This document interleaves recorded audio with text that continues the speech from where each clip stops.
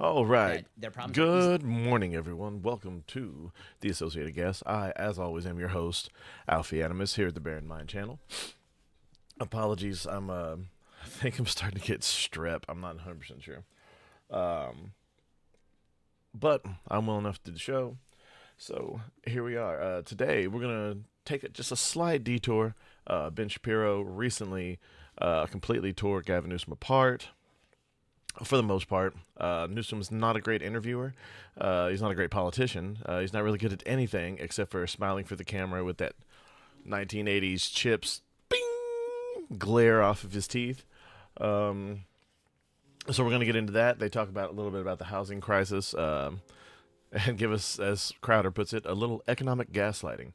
And then if we have time, we'll slide over and talk about how Starfleet Academy sucks, and the creators and all the trolls on X and Blue Sky, but who cares about them, blame the fans, the actual fans. So let's get into it.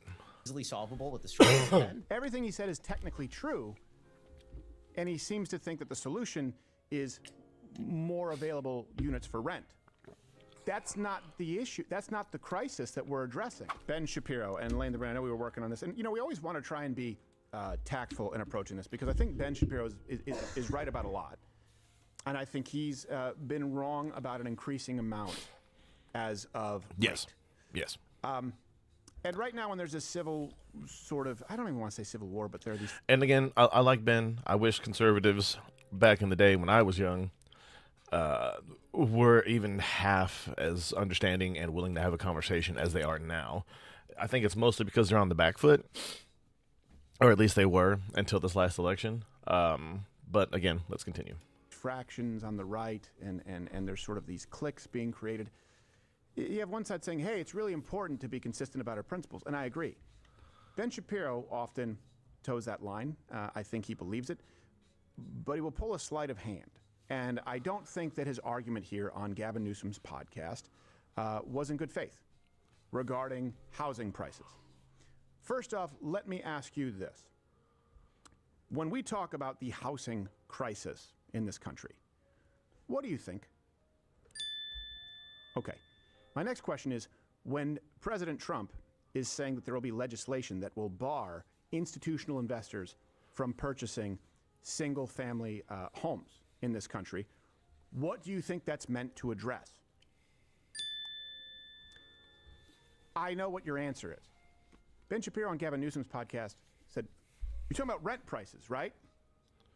I don't think that that's being particularly straightforward or honest. And that's why when we've addressed this, I offered a 6-point prescription on how I genuinely believe we could lower housing prices in this country. Here's a refresher.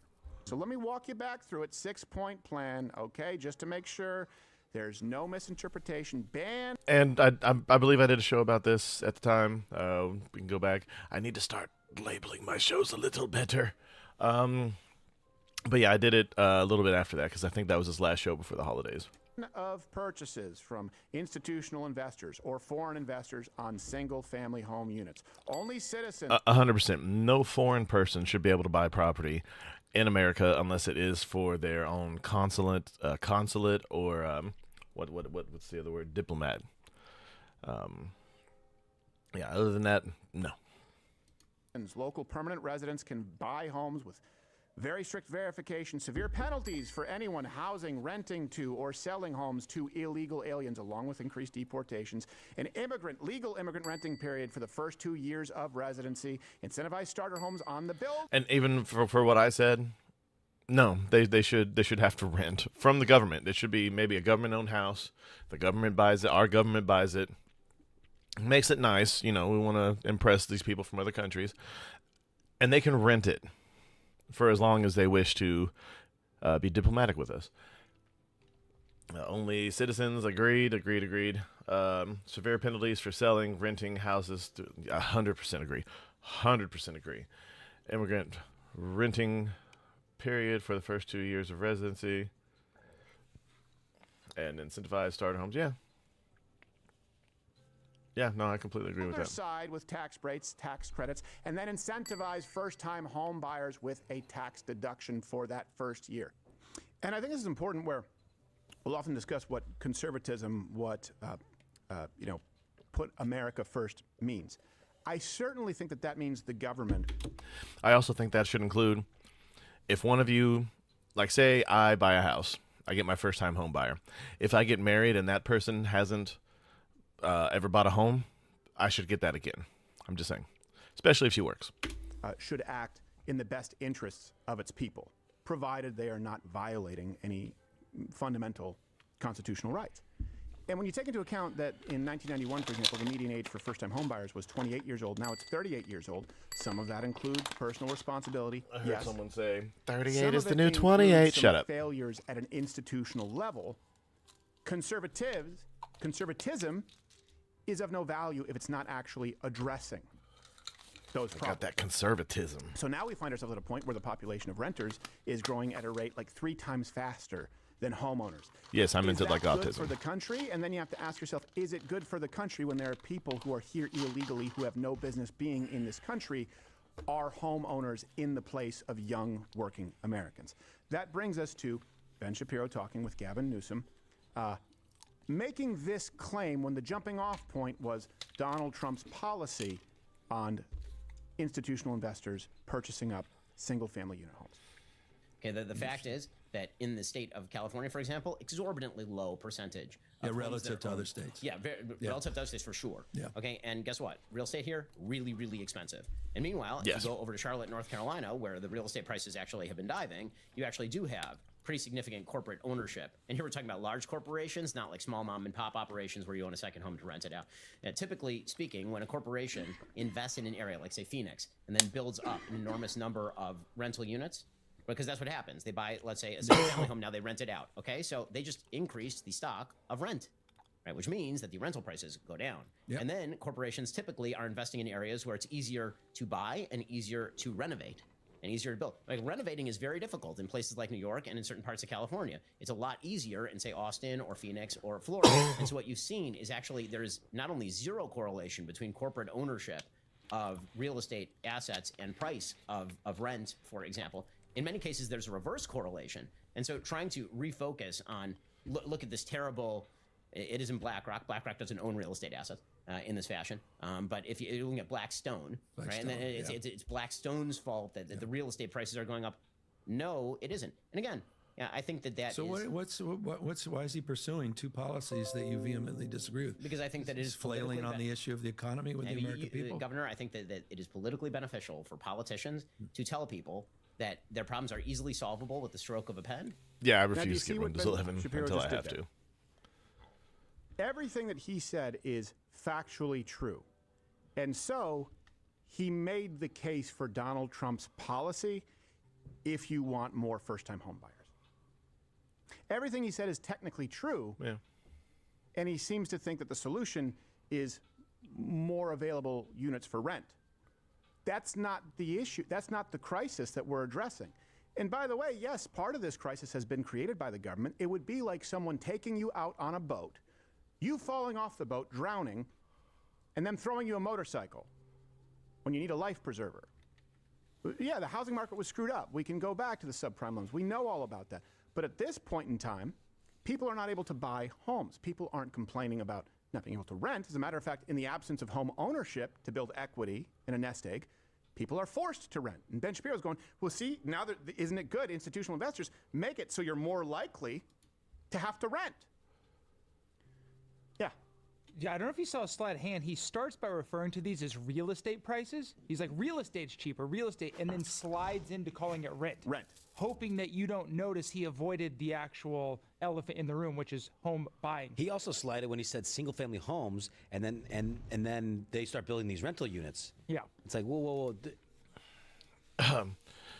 Just a quick side tangent. So this guy Carlos put, did you make these posts? Because this person, Mitra, who said, I think the hardest part of political climate right now is not realizing how many people around me are actually evil. Not stupid, not misinformed, just, oh, hold on.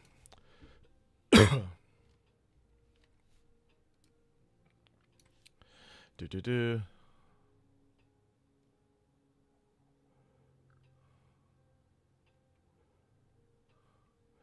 Okay, this isn't the post I thought it was. My mistake. Not misinformed, just blatantly enjoying and relishing the suffering of other human beings. Oh, that's what it was. Yeah, I think not stupid, not misinformed, just blatantly enjoying, relishing in the suffering of other human beings. And a year prior, she said, or not a year, 6 months prior, she said Charlie Kirk got what he deserved. And then to react to this guy saying, "Didn't you make this post?"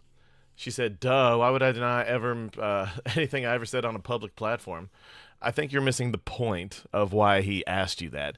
He wasn't asking you if you said a thing. He's pointing out how it contradicts pretty much every other position you've ever had. Retard.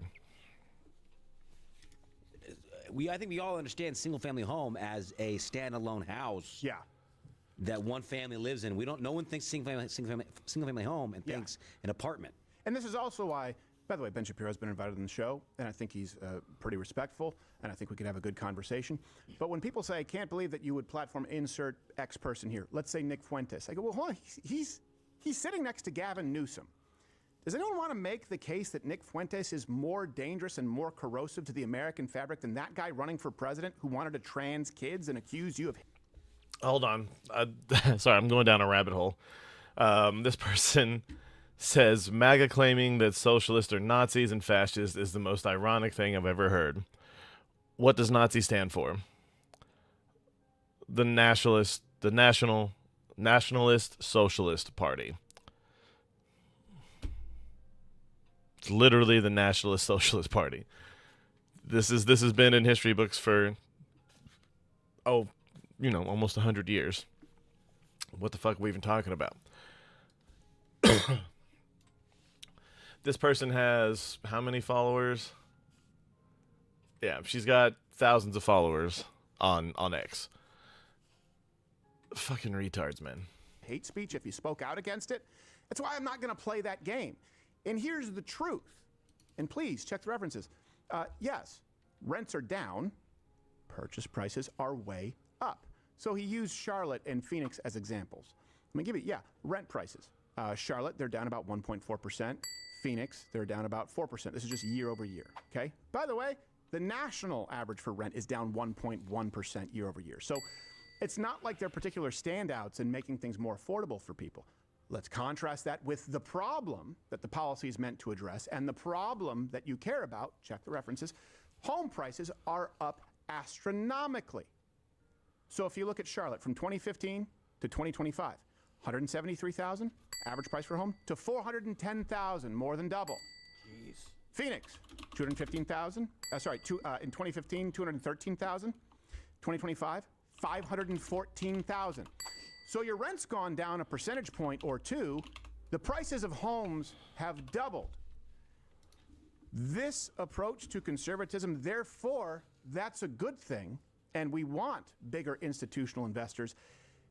It's not the right-wing extremism that would be the reason for losing midterms or the next national election. Yeah. Hey, more than evil size. It's this approach.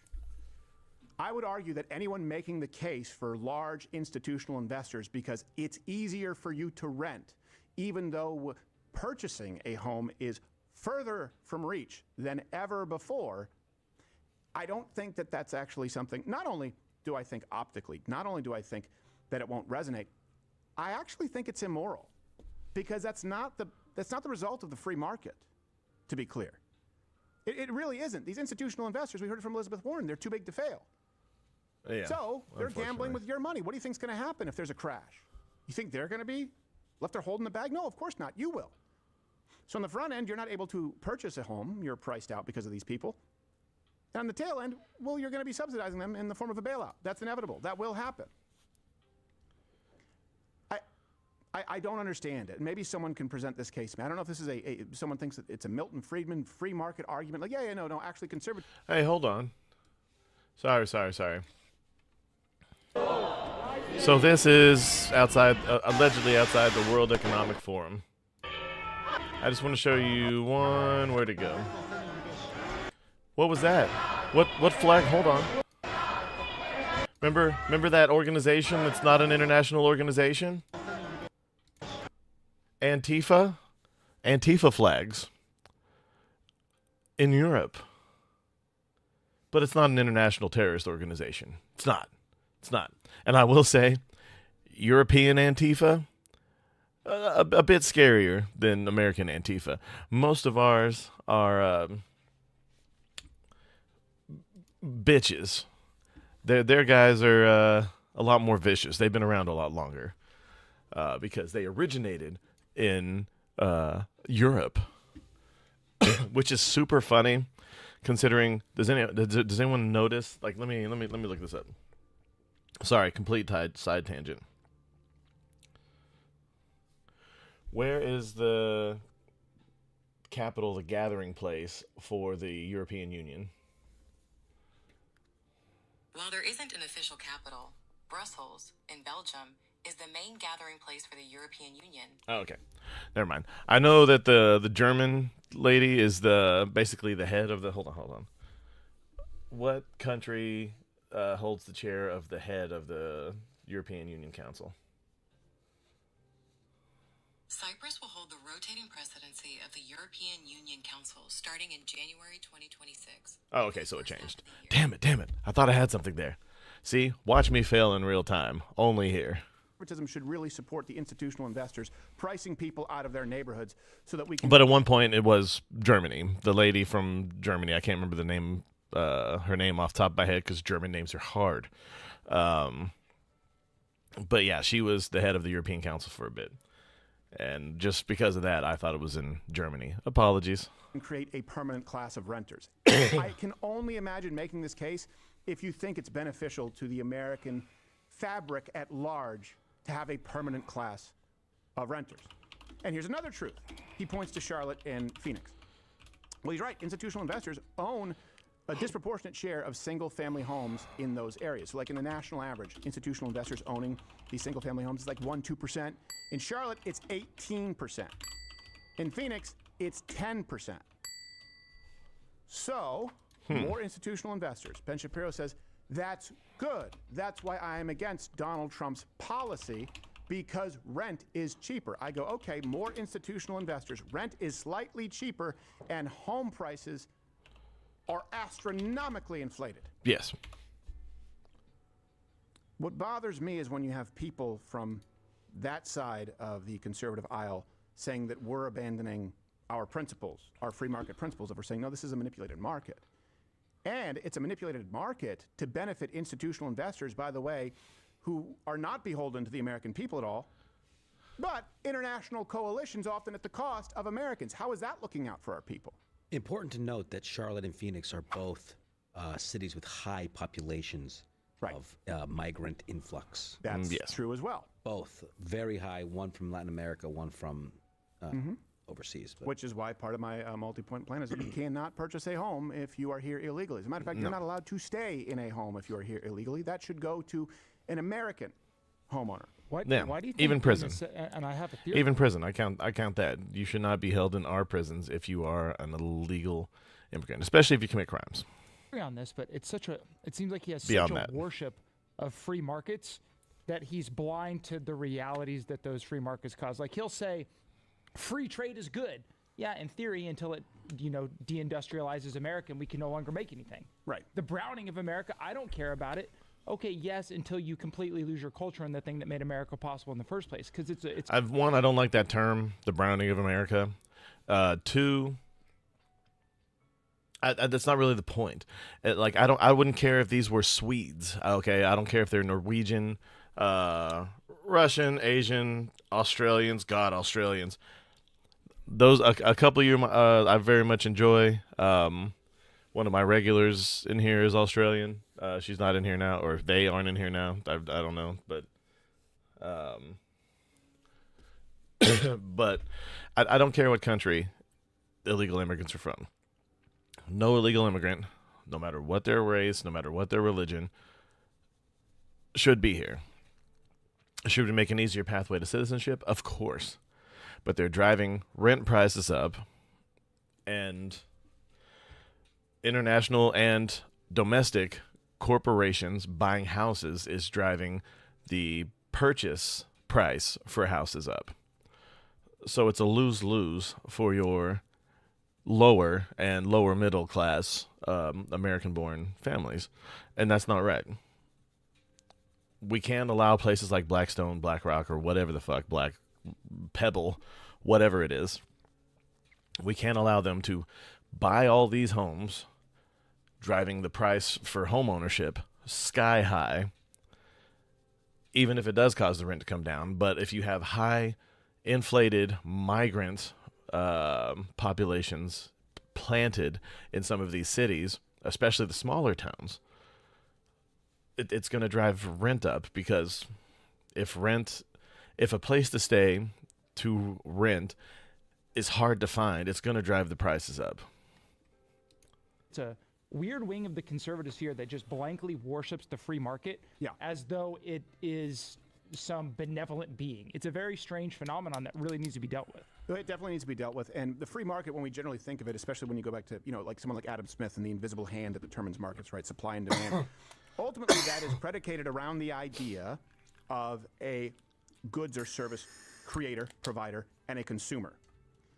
When you add international speculative markets where people are actually looking to squeeze out profit that does not benefit the consumer, we now have a different motive than creating the best product in a competitive market for consumers who can vote with their dollar.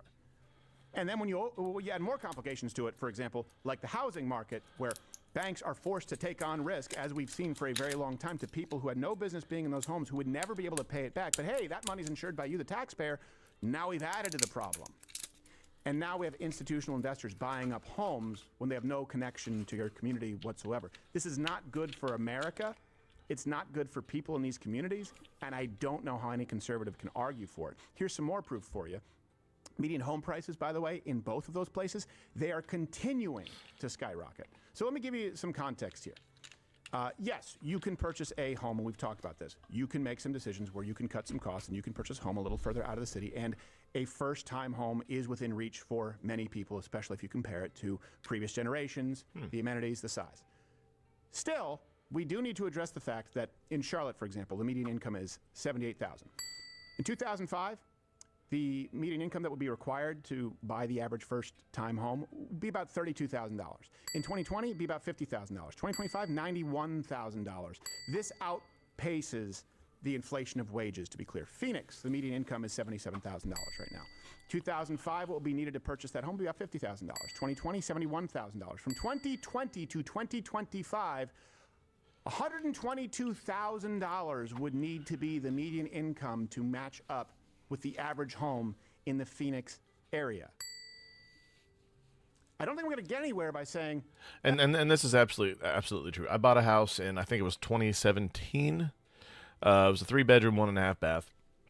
It wasn't bad. It needed some work. I worked on it a little bit. I bought it for, I think, $82,000, I want to say. Thereabouts. Obviously a home loan. First-time home buyers and such.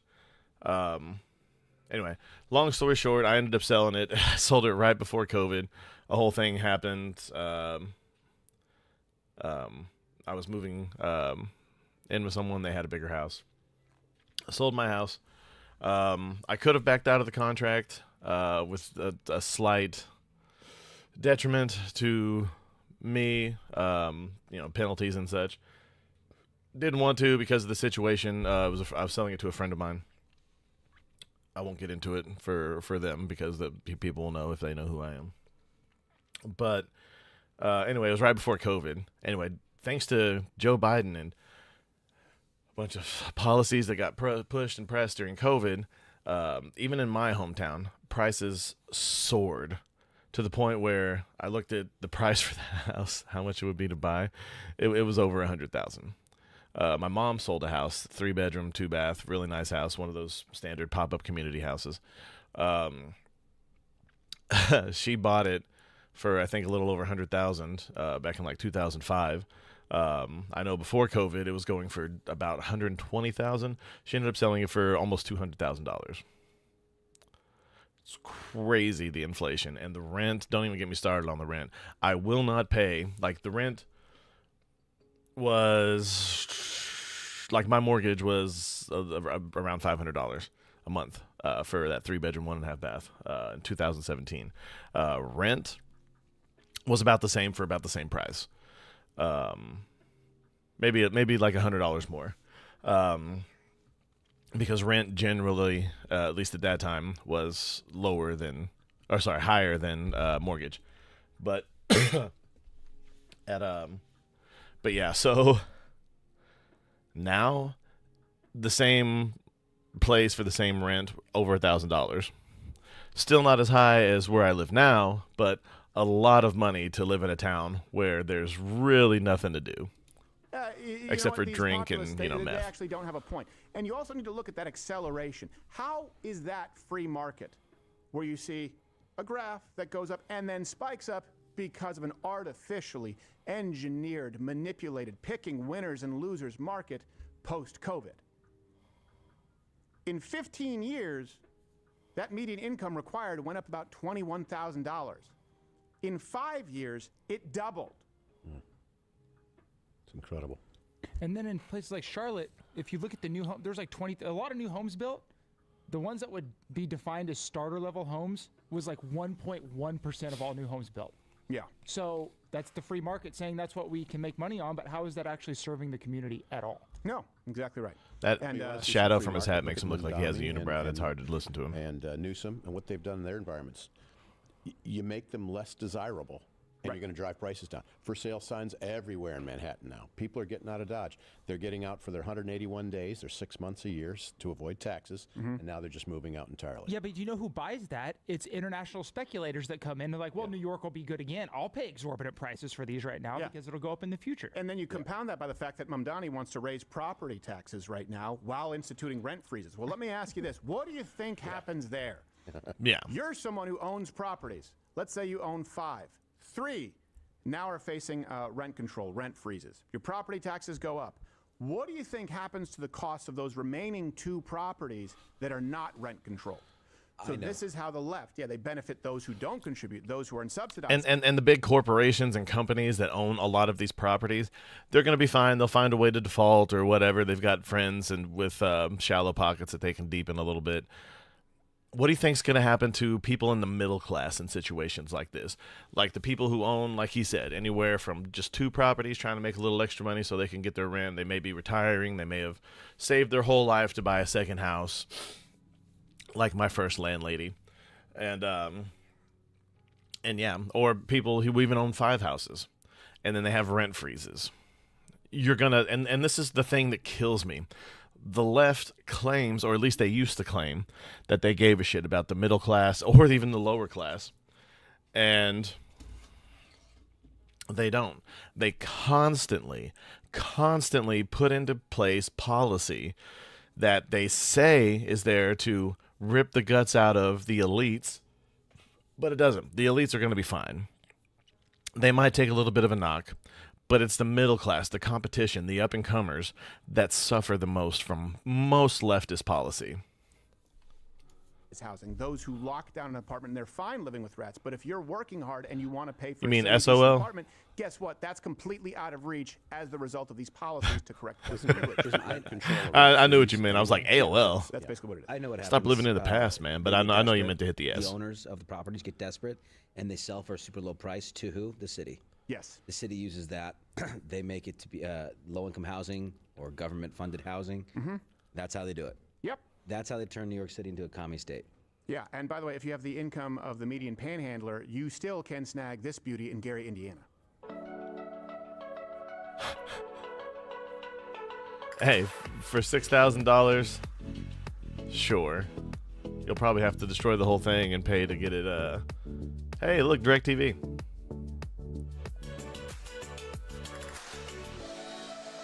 Touring this home? No, I've seen enough of those Urban Explorer videos. So, institutional investment may All right. result. So that's the end of that. We'll get into. We got just enough time to watch Miss Vera Dark. So far, it is getting ratioed on YouTube and on X. By the way, if you like regular Star Trek, don't watch anything that's Kurtzman Star Trek. The Kelvin timeline, it's god awful. All of it. It's so bad. The only thing good that's been put out since Kurtzman has been involved was the one season 3 of Picard, which was put together just after they wrapped filming, and the main producers just kind of went away and didn't care and left this other guy in charge. That guy's going to go far, by the way. He brought together the whole original cast and made a pretty decent season of Star Trek. I'm not even a huge Star Trek fan, but a couple of my cousins were, and so I know all about it. And there are, of course, media outlets already running damage control and wokies freaking out on social media because some people don't like it. I have a few different things to show off, but before I get into the topic, if you enjoy the content I create, check out the links in the description, join the community in my live streams, and consider supporting through Patreon or YouTube memberships. Now, it is perfectly fine if you like Starfleet Academy. I'd say you should probably watch more entertainment because you've seen 4 shows in your life, yes. But you can like it, though it's perfectly fine for other people to not like it as well. And the fact 100%. It's okay for people to like things that suck, or at least that you think that suck. It's also perfectly okay for people to not like what you like, as long as, people can post about it or whatever. As long as they're not directly attacking you, really, what does it have to do with you? that individuals online are melting down and going as far as to call us racist, sexist, bigots, ists and phobes is insane, but this is all they do. They are furious that we do not just shut up and consume product, and you have the media saying it's and being then wait to unfairly consume reviewed, more product. and we're so mean. Viewers saying, wow, you guys are terrible, and it's just funny to see. So let's start off with this first post. It's actually by Becky Lynch, who is a WWE star. She makes a guest appearance in this, so of course she's going to support it. But she said Star Trek Starfleet Academy is a major hit. It's not. From all over the world. Funny story, if you're familiar with the guy Nerdrotic, they released the first episode for free on YouTube. Nerdrotic, who's not a huge content creator, he's a very big content creator, but he's not huge. I think he set an action figure at the same time as and had it live streaming the entire time that Starfleet Academy launched. He had more concurrent viewers than Starfleet Academy for free on YouTube. In all walks of life, can't get enough of this amazing show. Of course, when you're the greatest like me, you're gonna have trolls that want to rain on your parade. Must be all Maxine fans. They really do hate fun. So sad. So part of this, right, is her hyping it up because she does make a guest appearance. The second part is just her fulfilling her contract to post about it. But clearly, they took a shot at the trolls and the haters simply because they are mad that this is not going as well as they probably expected. We actually heard something very similar with Acolyte, because it says in just one day, Star Trek's divisive new series officially becomes a streaming hit. How? The world may never know because they're never going to tell us. But we also had heard that The Acolyte drew in the biggest series premiere on Disney Plus in 2024, which we see how that turned out. Probably not very freaking good. This is the captain, by the way. This is the captain in her Rivers Cuomo from Weezer glasses, laying around, and they try to explain this because her species gets very old, and she is very old. She's like hundreds of years old, like Yoda. So that's why she sits like a retarded teenager, waiting for class to start, I guess. Not a great explanation. I love Holly Hunter, Raising Arizona, Mrs. Incredible. Sorry, not Mrs. Incredible. Elastigirl from The Incredibles. She's been in a lot of great stuff. She's done a lot of great stuff. She's a good actress. This show sucks. It's not her fault, but To be boasting about your show that just came out a few days ago that so far hasn't. Also, this is 800 years in the future from like the next generation. Like, this is 800 years past what the next generation would be. Why do you need glasses at all? Is it like Drew Carey and you don't really need them, you just like the aesthetic? But in the future, at least in the original Trek timeline, you're beyond such things. This is supposed to be a time beyond racism, beyond all isms, beyond all religion, beyond all of this and that. And then you interact with other species who have these things still going on. And then there was a nice one with in Old Trek where Kirk hated, I can't remember the name of the alien race, but he really hated them because they were terrorists, they were tyrants. And it was a really interesting, compelling story, but they didn't beat you over the head with these things. Also, why are there so many fat people in the future? Anyway. An absolutely disastrous 2.0 user score over on Metacritic. Here's another post that says, awesome thing about Starfleet Academy is that posting about it has allowed me to discover, block, and delete those gatekeepers and haters from my life. P.S. A hater is not someone who dislikes it, but someone who tries to force that dislike upon you. Like I said, you can like it, you can dislike it, it doesn't matter, but this is a very bad show. And if you think that this is absolutely amazing and phenomenal, first of all, you don't know what Star Trek is, and second of all, you don't even want to learn what made it special in the first place. The issue that we face with series like Starfleet Academy is that they are extremely dated. If you watch this show in 25 years, you're going to be like, yeah, that is very 2026 coded, but Star Trek used to have deeper meaning, but in such a timeless and effortless way. Like the original Trek does have, just due to the costumes and the budgets at the time and what we were capable of, is definitely outdated. 90s Next Generation TNG Trek, it's timeless. To some extent, even in Voyager, Deep Space Nine, and even some of the 90s eyesore movies that the regular Trekkies hated back in the 90s and beyond. But I enjoyed them very much. That was my experience with Trek. I'm a poser when it comes to Trek stuff. I like, some of the movies. I even like some of the Chris Pine ones. I understood that they weren't Trek, or they were trying to not be like old Trek, but pretty much just became Trek. But yeah, it's going to be very dated. It's very visually stunning. The music's okay. I hate because the Academy is a starship. Okay, it was supposed to be based in like San Francisco, but that's where they launched from because that's where Starfleet headquarters is, I guess. But yeah, the new ship designs are awful. But other than that, very visually stunning. You can always tell where most of the money goes, but my God, the writing.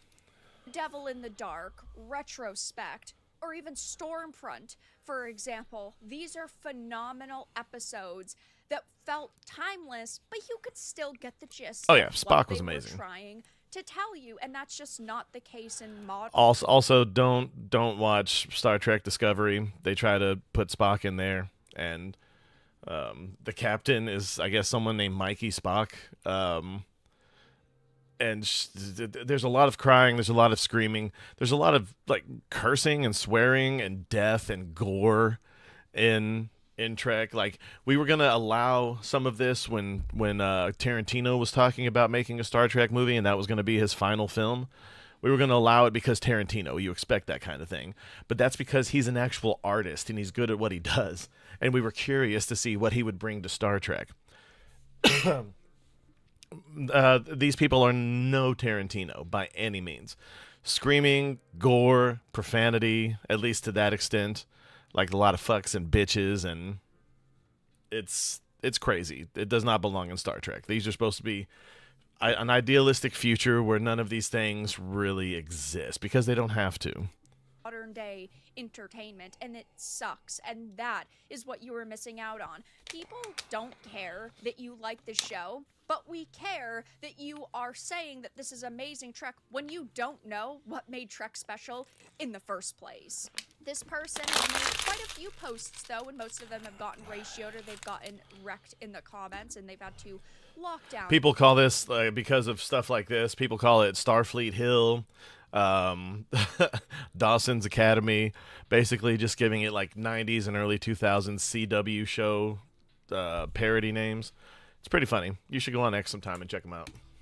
Their replies. I gotta say, I loved the first 2 episodes of Starfleet Academy. It was fun, full of hope, and I'm absolutely invested in all these new characters, gatekeepers, and haters be damned. And this is so funny to me because they're so desperate to, like, own the chuds and own the losers when they are the ones that look ridiculous.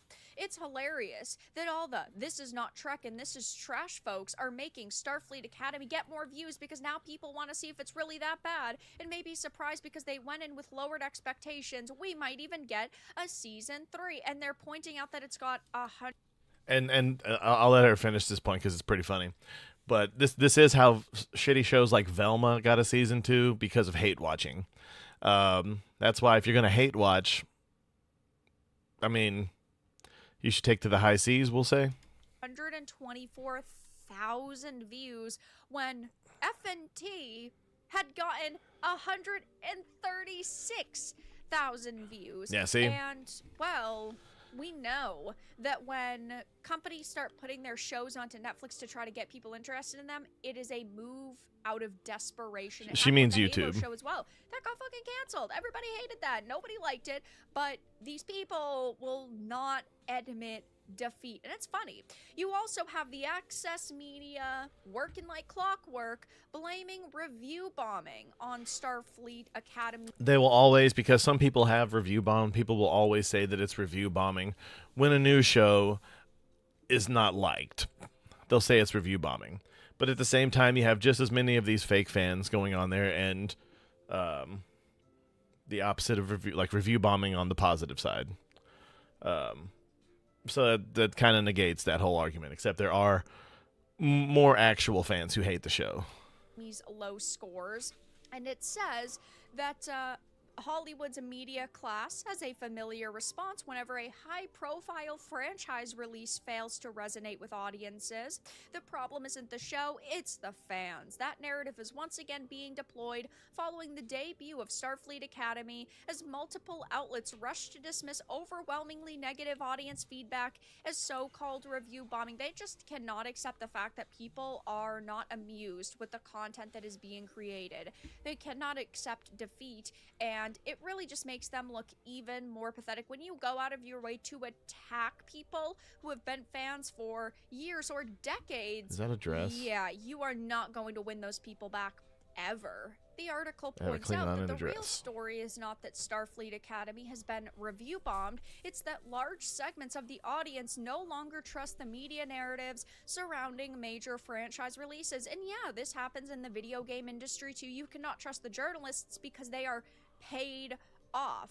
The Gamergate 1 was about ethics in video game journalism, but now the media doesn't even acknowledge that, and they say that it was a harassment campaign. But it was always about questioning these people and if they're getting paid to give good reviews or to cover a game in a certain way or for a certain amount of time. They are very heavily invested in the success of all of this woke content because these people are activists. They want entertainment to be ruined for the straight white men, and they want it to be for the gays and the theys and the its and the thems, which is insane because these people do not show up to watch this entertainment ever. So these companies... That is true. Most of the people who are activists, I don't agree with some of the more spicy things that she's saying, but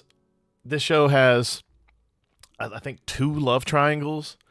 It has Holly Hunter saying that they don't call prisons prisons, and then it has her saying to the main character that his mom escaped prison.